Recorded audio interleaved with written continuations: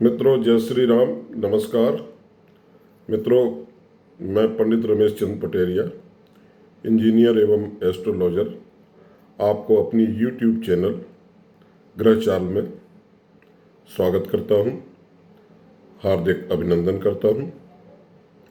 मित्रों, अभी तक हमने ग्रहों की श्रृंखला पर वीडियोस बनाए, जिसमें मुख्य रूप से 7 ग्रहों को हम कवर कर चुके हैं। आज हम जो शेष 2 छाया ग्रह हैं उन पर वीडियो बनाएंगे। तो मित्रों, आज हम राहु पर आपसे चर्चा करेंगे। मित्रों, राहु जो है ये एक बहुत ही, इसको कहा जाए तो ये बहुत ही मेहनती और ताकतवर राहु है। ये कहने को तो ये कोई ग्रह नहीं है, ये जो है इसका कोई स्वरूप नहीं है, ये एक छाया ग्रह है। मतलब फिर भी इसकी इतनी बड़ी ताकत है कि इसको हमारे ऋषियों मुनियों ने ग्रह का दर्जा प्रदान किया। ये और बात है कि इनकी अपनी कोई राशि नहीं होती, राहु और केतु की। इनका जो है, जो और ग्रहों की तरह ये इनका कोई स्वरूप भी नहीं है। मतलब ये जो है एक पिंड के रूप में देखे जाते हैं। तो जो है ये ज्योतिष के अनुसार जो है क्या है कि चंद्रमा के जो 2 उत्तरी और दक्षिणी ध्रुव हैं उन पर 2 काल्पनिक बिंदु बनते हैं, और इन्हीं काल्पनिक बिंदुओं में जो उत्तरी ध्रुव पर बिंदु है उसे हम राहु कहते हैं, और दक्षिणी ध्रुव वाले बिंदु को हमने केतु का दर्जा दिया है। मित्रों, आपने एक कहानी तो सुनी ही होगी कि समुद्र मंथन के समय जो अमृत निकला था तो विष्णु ने सारे देवताओं को एक कतार में बिठाया था। उसी समय एक ताकतवर राक्षस अपनी माया से, माया रूपी माया के बल पर देवता का स्वरूप रख करके देवताओं के बीच बैठ गया था और उसने अमृतपान कर लिया था। श्री हरि को जब पता चला तो उन्होंने अपने सुदर्शन चक्र से उसका सिर धड़ से अलग कर दिया। तो जो है, जो सिर था वो राहु है, और जो धड़ है वो जो है वो केतु है। यानी कि हमारी जो पौराणिक कथाएं हैं वो हमको कुछ ना कुछ, हमें उनसे सब सीखने को मिलता है, समझने को मिलता है। यानी कि क्योंकि मतलब जो है क्या ना, ये राहु क्या है कि राहु जो है, सबसे पहली बात यह है कि ये राहु अपना भेष बदलता है। मतलब ये एक बहुरूपिया है, क्योंकि इसने भेष बदलकर अमृतपान कर लिया था और सदैव के लिए अमर हो गया था। तो ऐसा राहु बहुत ताकतवर राक्षस था, जिसकी बुद्धि इतनी तेज थी कि जिसने देवताओं के बीच में बैठकर, मतलब इतनी हिम्मत उसमें थी कि उसने देवताओं के बीच में बैठकर अमृतपान कर लिया। ऐसा राहु जब आपकी कुंडली में अलग अलग भावों में बैठेगा तो क्या परिणाम देगा, इस पर हम आज बात करेंगे। तो मित्रों, ज्योतिष क्या है, बहुत ही इंटरेस्टिंग सब्जेक्ट है। मतलब इसे हम अगर खुले दिमाग से समझते हैं तो समझ पाते हैं। तो जो है आपकी रुचि ज्योतिष में फिर बढ़ती है। तो मित्रों, हम चलिए अब अपनी यात्रा शुरू करते हैं कि राहु जब हमारी कुंडली के प्रथम भाव में, यानी हमारे लग्न में होगा तो क्या करेगा। इसके पहले मैं अपने हर वीडियो में बताता हूं कि ग्रह के पहले ग्रह को जानना जरूरी है। तो जैसे राहु है, राहु क्या है? राहु एक बहरूपिया है। उसका दिमाग तो बहुत तेज है और बहुत ताकतवर है, और उसको जो है खुद को जो है वो इतना ताकतवर समझता है।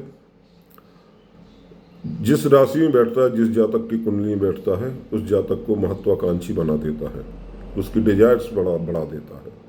मतलब ये एक एम्पलीफायर की तरह काम करता है।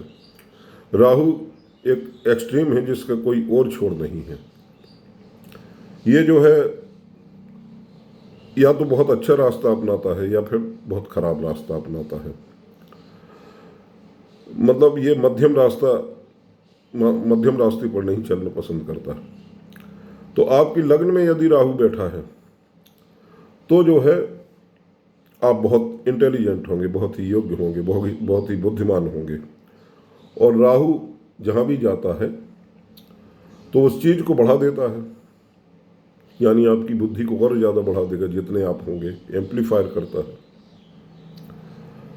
तो अब प्रथम भाव क्या है? लग्न क्या है? लग्न जो है आपका व्यक्तित्व है, आपका स्वभाव है, आपका चरित्र है, और जो है क्या नाम, आपका एक्सप्रेशन है। तो राहु आपकी लग्न में अगर होगा तो आप अपने बारे में ही सोचेंगे। ऐसे जातक जो है स्वार्थी होते हैं।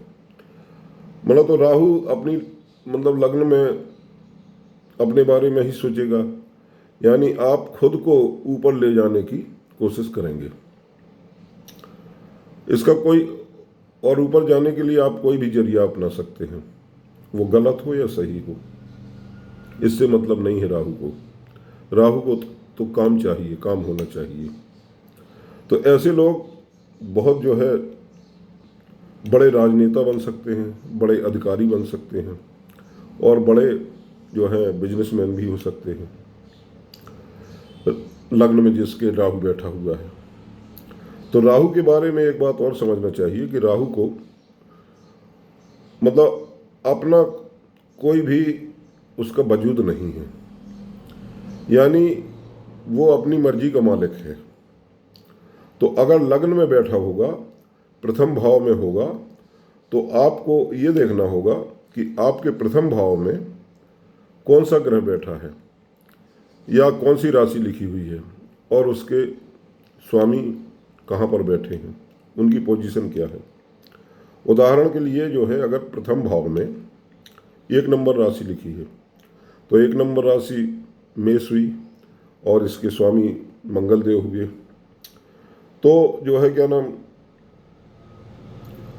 मंगल की कुंडली में फिर ताकत देखेंगे कि मंगल किस स्थिति में है।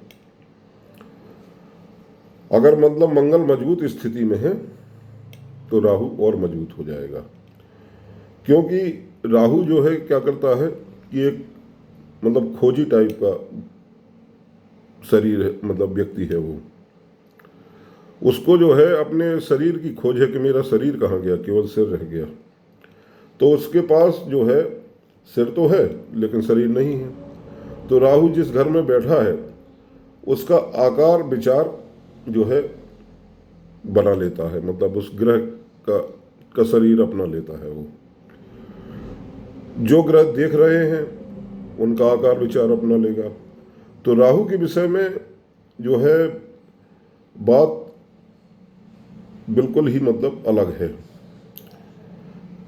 राहु या केतु जहाँ बैठे होते हैं तो उस घर का जो मालिक होता है वो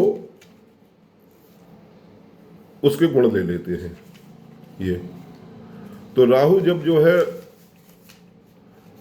क्या है कि कुंडली के जब पहले घर में हमने बताया आपको बैठेगा तब ये करेगा, और जब राहु दूसरे घर में बैठेगा तो क्या करेगा, दूसरे घर में राहु का क्या होगा।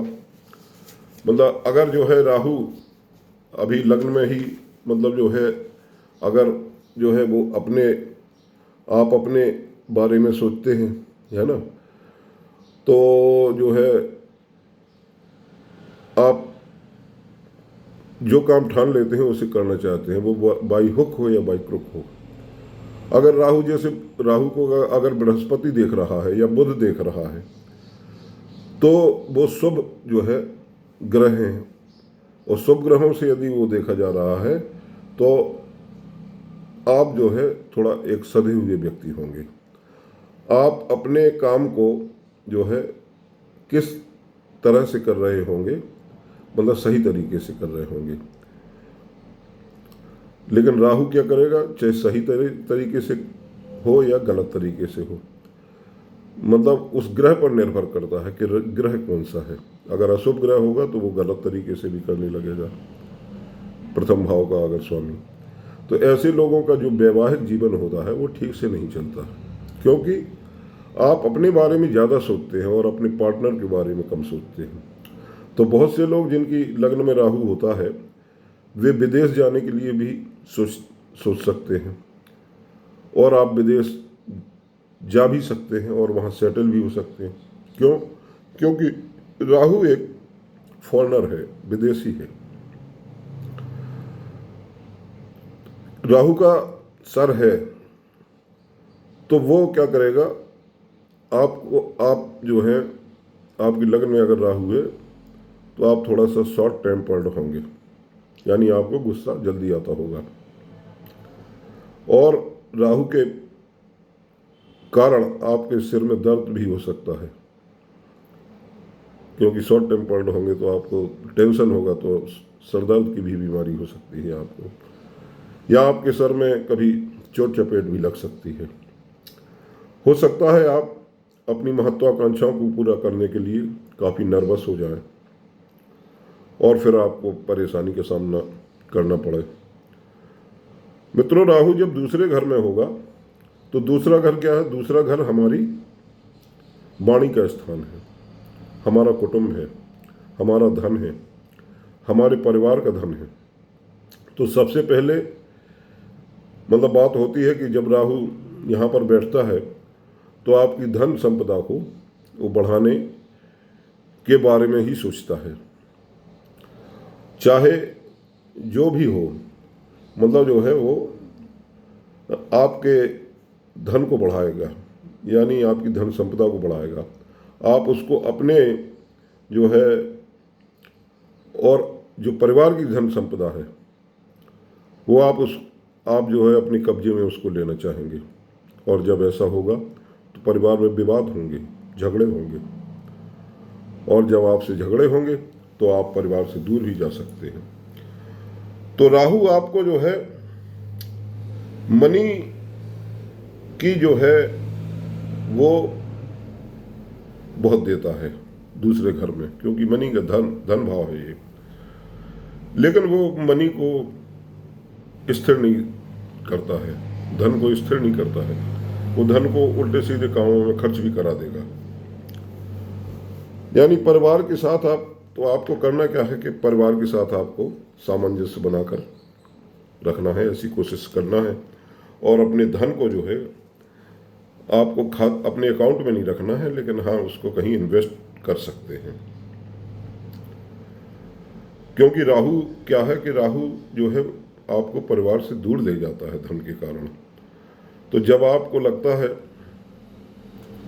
मतलब जब उसको लगता है कि मेरा रास्ता रोक रहे हैं परिवार वाले, तो वो परिवार से दूर कर देता है।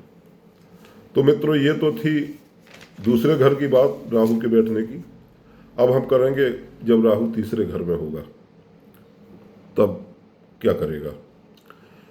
तो यहां पर जब राहु बैठता है तो ये राहु की जो है पोजीशन यहाँ बहुत बहुत अच्छी होती है, क्योंकि तीसरा घर क्या है? हमारी कम्युनिकेशन का घर है। इस घर से हम मीडिया में भी जा सकते हैं, मीडिया को भी देख सकते हैं, नेटवर्किंग का भी घर है ये, और हमारा पुरुषार्थ है, और जो है हार्ड वर्किंग है, हमारे मित्र हैं, हमारा सोशल सर्कल है।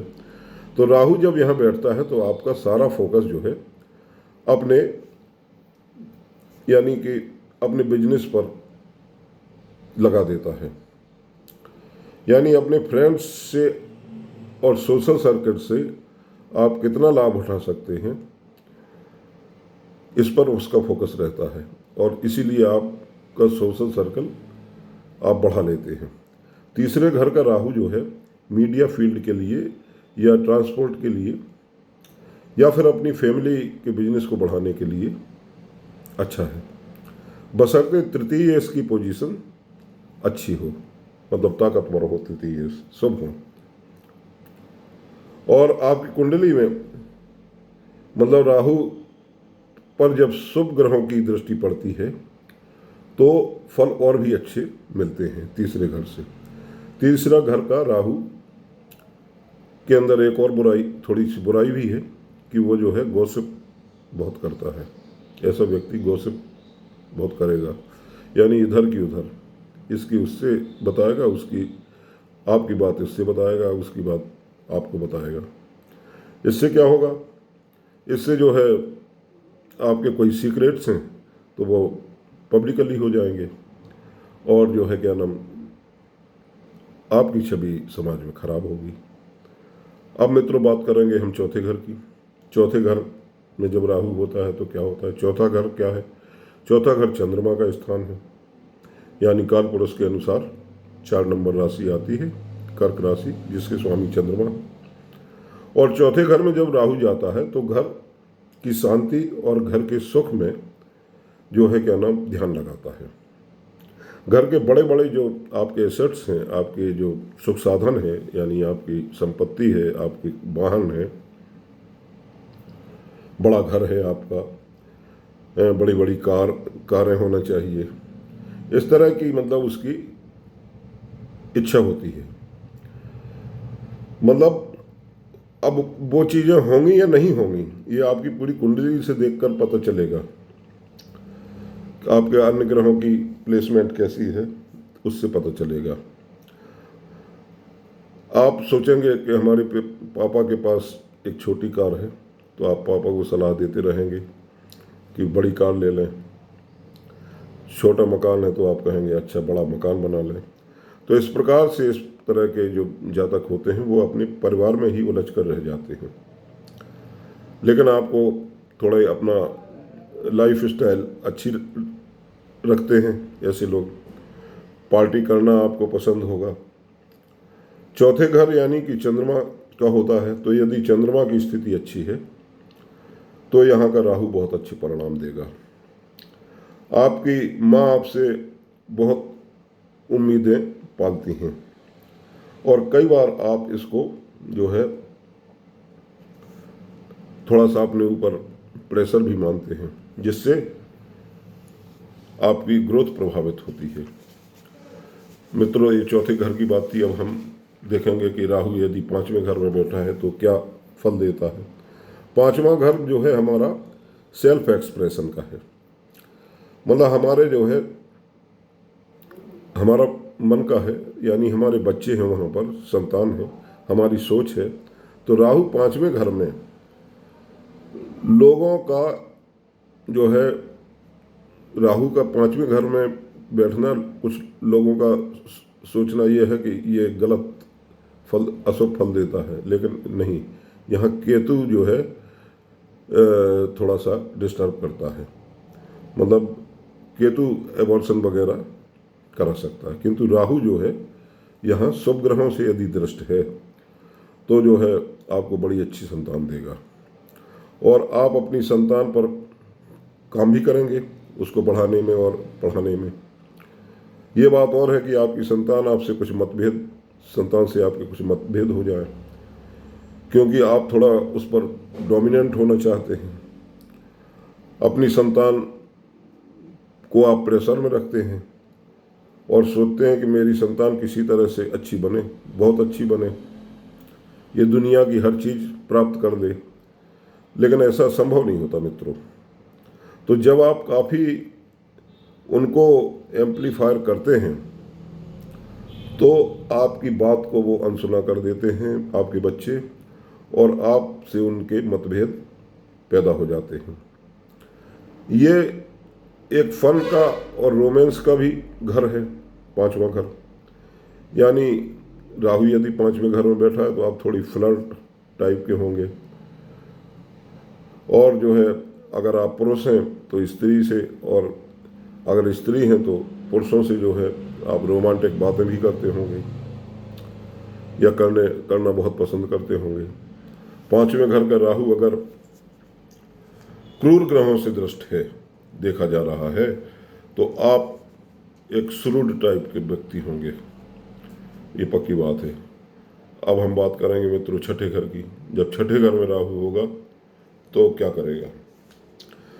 छठे घर का राहु जो है वो एक बहुत अच्छी स्थिति है उसकी यहाँ, क्योंकि छठा घर में कालपुरुष की कुंडली के अनुसार 6 नंबर राशि आती है जो बुध की है, और बुध राहु के लिए शुभ ग्रह हैं, चूंकि बुध, तो वो जो है अच्छा है राहु के लिए। राहु यहाँ का राहु थोड़ा टैक्टफुल तरीके से काम करता है। छठा घर क्या है, रोग ऋण और शत्रुओं से संबंधित है, तो लोगों के बीच में जो झगड़े होते हैं उसको अपने टैक्टफुल तरीके से राहु अगर आपको बीच में डाला गया तो आप अपने हुनर का इस्तेमाल करके और आप जो है झगड़ों को निपटा देंगे। छठे घर का राहु कई बार आपको बहुत बड़ा वकील भी बना सकता है, या बड़ा डॉक्टर या सर्जन भी बना सकता है।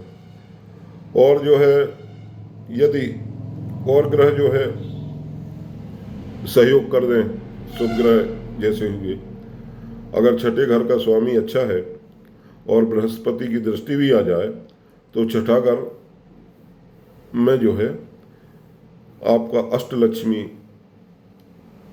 महायोग बन जाएगा। तो यहाँ पर आपकी आर्थिक स्थिति, आर्थिक पोजीशन जो है बड़ी अच्छी हो जाएगी। और यहाँ का राहु आपको बहुत भौतिकवादी बनाता है, और आप स्वीकार भी करते हैं कि हाँ मैं धनवान हूँ। तो मित्रों इस तरह से ये छठे घर की बात हुई। अब हम सप्तम भाव की बात करेंगे। मतलब सप्तम भाव में अगर राहु होगा, यानी 7वें घर में राहु होगा, तो आपकी सातवां घर क्या है, आपकी पार्टनरशिप है, आपकी पत्नी है या पति है, आपका जो है क्या नाम बिजनेस भी है।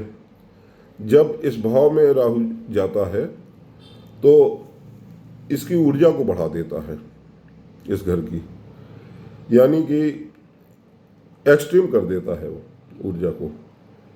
कई बार आपके कई रिलेशन भी हो सकते हैं, क्योंकि आप लोग उस भाव को बढ़ा देना चाहते हैं।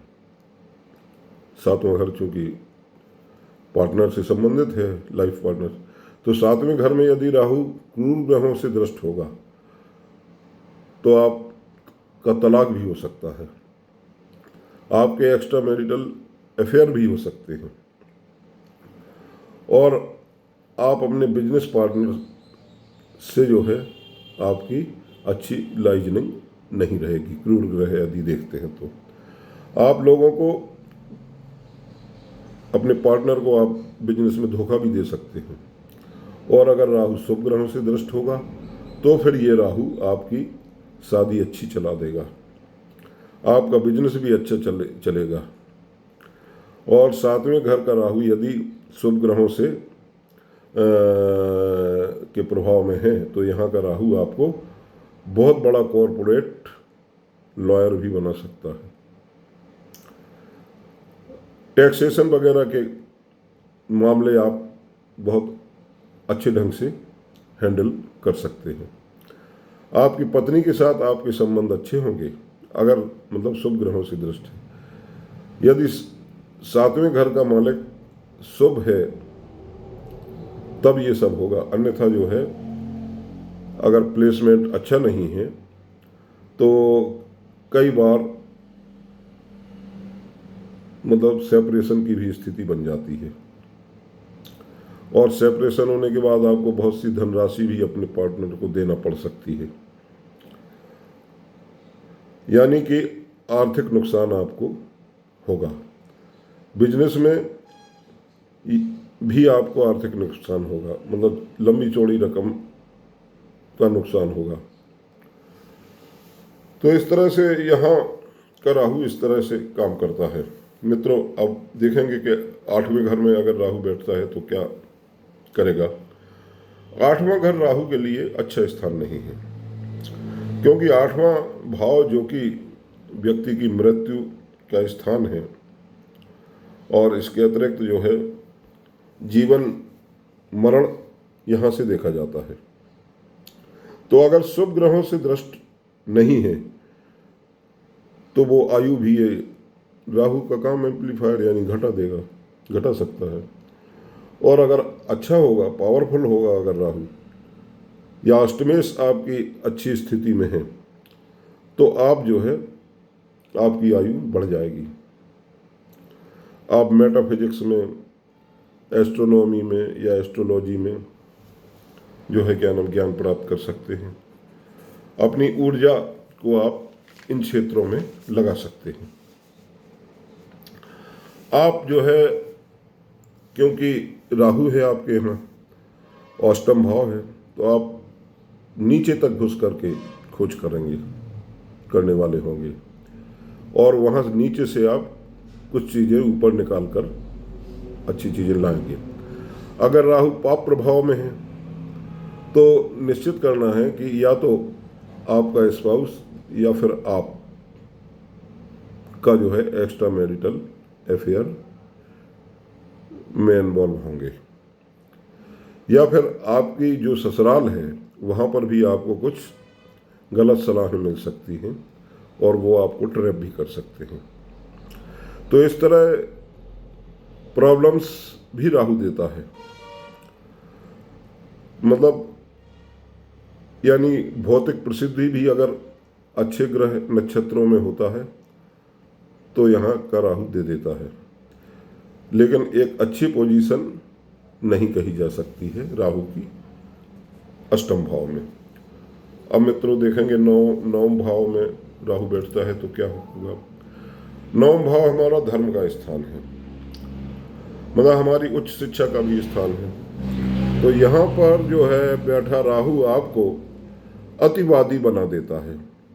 या तो आप बहुत धार्मिक होंगे, आप बहुत आध्यात्मिक होंगे, आप जो है अपनी वंश परंपरा के संस्कारों को बहुत मानने वाले होंगे, और या फिर जो है आप बिल्कुल नहीं मानते होंगे, आप बिल्कुल धर्म विरोधी हो जाएंगे। आप जो है बड़ों की भी बात नहीं मानते होंगे। यानी ये सब जो है निगेटिव राहु होगा तब होगा। और अगर पॉजिटिव राहु है तो आप धर्म को मानने वाले तो होंगे ही, आप अपने धर्म का प्रचार भी कर सकते हैं। धर्म को बढ़ाने के लिए जो है आप विदेश भी जा सकते हैं। उच्च शिक्षा भी आप प्राप्त करने की आपकी हमेशा इच्छा बनी रहेगी। अगर बृहस्पति का संबंध यहाँ के राहु से बनता है या शनि का संबंध जो है राहु से हो जाता है तो फिर आप योगी भी बन सकते हैं।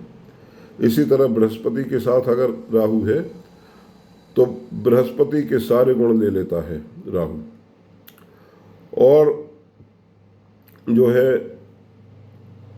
ये और बात है कि बृहस्पति यहाँ पर जो है अगर कमज़ोर है, यानी बृहस्पति की स्थिति कमज़ोर है, तो राहु इस तरह की स्थिति बना देगा कि आप जो है धर्म से जुड़ सकते हैं, आध्यात्म से जुड़ सकते हैं। बृहस्पति के कारण आप योग साधना में भी आगे बढ़ सकते हैं। अन्यथा आप अपने धर्म को या अपने परिवार को या अपनी पारंपरिक जो आपकी वंश परंपराएं हैं उन सब को आप कोई वास्ता नहीं रखेंगे उन सब से। तो इस तरह से मित्रों ये नवम घर का राहु हमको बताता है। अब हम देखेंगे 10वें घर में राहु क्या करता है। राहु की 10वें घर में बहुत अच्छी स्थिति मानी गई है। यहाँ का राहु जो है बड़े बड़े राजनीतिज्ञ, बड़े बड़े सीईओज और जो है बड़े बड़े राष्ट्राध्यक्ष 10वें घर से जो हैं उन जो बनते हैं उनकी कुंडली में 10वें घर में राहु निश्चित बैठा होगा। राहु अपनी सारी शक्ति जो है अपने कर्म को बढ़ाने में लगा देता है। यहाँ के राहु के बारे में ये माना जाता है कि आप पैदा ही सफल होने के लिए हुए हैं। मतलब उनको कोई भी चीज़ सब स्टैंडर्ड पसंद नहीं आती, सब स्टैंडर्ड होती ही नहीं उनकी। आप अपने जो है काम में और जीवन में केवल और केवल आगे बढ़ना चाहते हैं। और अगर दशमेश का साथ या दशमेश युति में है तो राजयोग भी बना देगा, क्योंकि ये दशम भाव केंद्र का भाव है। राहु और केतु यदि केंद्र या त्रिकोण के स्वामी के साथ केंद्र या त्रिकोण में बैठ जाते हैं तो ये एक अलग राजयोग निर्मित कर देते हैं। मतलब ये बहुत जो है पावरफुल हो जाते हैं ऐसे लोग। और यहाँ आपकी जो है कुंडली में ऐसा है कि यदि ऐसा है तो आप फिर सबसे सक्सेसफुल पर्सन होंगे। बस पाप प्रभाव में राहु नहीं होना चाहिए। बड़ी सफलता और बड़ा ज्ञान, विदेशों तक आपकी प्रसिद्धि हो सकती है और आप अपने काम को बढ़ाने के लिए बड़ी तकनीकें इस्तेमाल करेंगे। आप यहाँ सफल होने के लिए ही आए हैं ऐसा आप सोचते हैं और इसके आगे आप कुछ भी नहीं सोचेंगे। 10वें घर के लिए राहु की पोजीशन बहुत अच्छी मानी जाती है मित्रों। सूर्य के साथ अगर यहाँ पर राहु होगा तो बहुत उन्नति आप करेंगे। आप जो है बहुत ऊंचे किस्म पर पहुँचेंगे, क्योंकि सूर्य आपके राहु के साथ 10वें घर में अगर है बैठा है। अब मित्रों अब बात करेंगे हम 11वें भाव की। 11वां भाव तो वैसे ही भी लाभ का भाव है। ये एक ऐसा घर है जहाँ सभी ग्रह अच्छा ही अच्छा करते हैं। और यदि राहु जैसा ताकतवर ग्रह यहाँ पर पहुँच जाए तो फिर आप आमदनी को बढ़ाने के लिए जीवन भर काम करते हैं, संघर्ष करते हैं। मतलब आपको ये सब पसंद होगा और आप निश्चित करेंगे भी कि आप अपनी इनकम को और अच्छा कर लें और अच्छा कर लें। अगर आपका राहु 11वें घर में है तो आपको जीवन के प्राइम टाइम में असेट्स, मतलब जो है क्या नाम, बहुत मिलेगी। और आप 30 वर्ष से लेकर 50 वर्ष की आयु में या यदि राहु की महादशा आ जाती है तो आपको ये समझ लीजिए कि इनकम ग्रुप में आप, हायर इनकम ग्रुप में आप आ सकते हैं। बहुत आप बड़े धनी व्यक्ति हो सकते हैं। आपके जीवन में बड़ा तूफान ला सकता है यहाँ का राहु। ये बड़ा धन दे सकता है, लेकिन ये बात भी हो सकती है कि आप टैक्स की चोरी करने लगें। ऐसा यहाँ का राहु करवा सकता है। मित्रों, यानी यहाँ के राहु से बड़ी आपकी नेटवर्किंग बड़ी होगी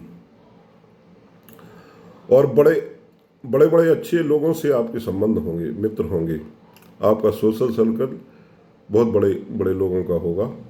आप जुड़ेंगे भी उन्हीं से जो आपका कुछ भला कर सकते हैं। बिना बात के लोगों से संबंध आप खत्म कर देंगे, यानी जो आपके काम के नहीं हैं। आप जो है लाइफ से आपके लिए जो उपयोगी लोग हैं वही आपके मित्र होंगे। मतलब आप बहुत मैनिपुलेटेड टाइप का बना देता है राहु आपको इस घर में। आप बहुत पैसे वाले बन जाते हैं और अगर आपका संबंध विदेश से बन जाता है तो आप वहाँ से भी इनकम की ग्रोथ बढ़ाने लगते हैं। राहु जब 11वें घर में होता है मित्रों तो आप सबसे बड़े धनी व्यक्ति होंगे या सबसे छोटे होंगे। नहीं, अगर राहु आपके 11वें घर में है तो आप अपने परिवार में मतलब जो भाई हैं आपके, उन भाइयों में आप सबसे या तो सबसे बड़े होंगे या आप छोटे होंगे।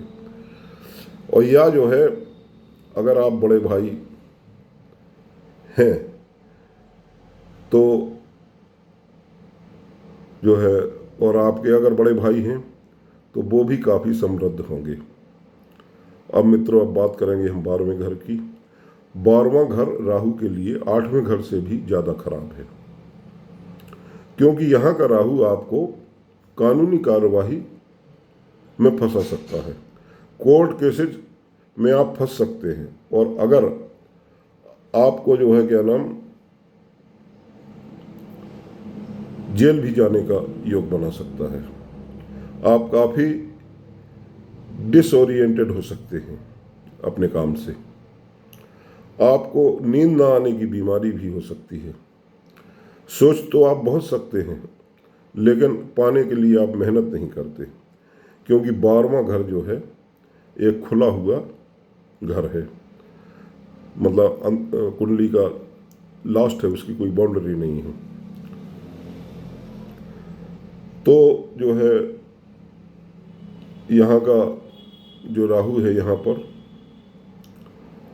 अगर कुंडली में बृहस्पति की पोजीशन अच्छी होगी और मंगल यदि छठे घर में बैठे होंगे, तो ये राहु अपना प्रभाव अच्छा देगा।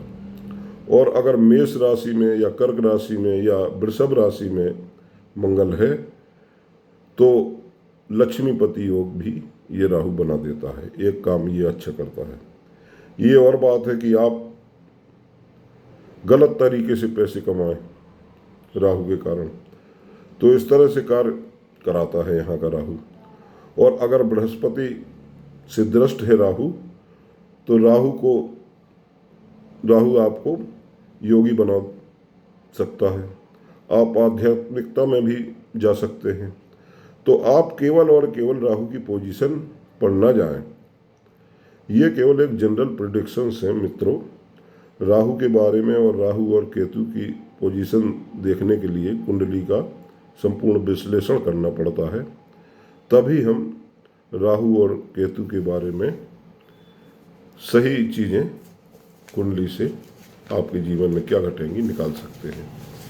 तो मित्रों, ये थी हमारी राहु के ऊपर चर्चा। अगर आपको मेरा वीडियो पसंद आए तो इसको सब्सक्राइब जरूर करें और शेयर जरूर करें। और मित्रों, मुझे इजाज़त दें। धन्यवाद। नमस्कार। जय श्री राम।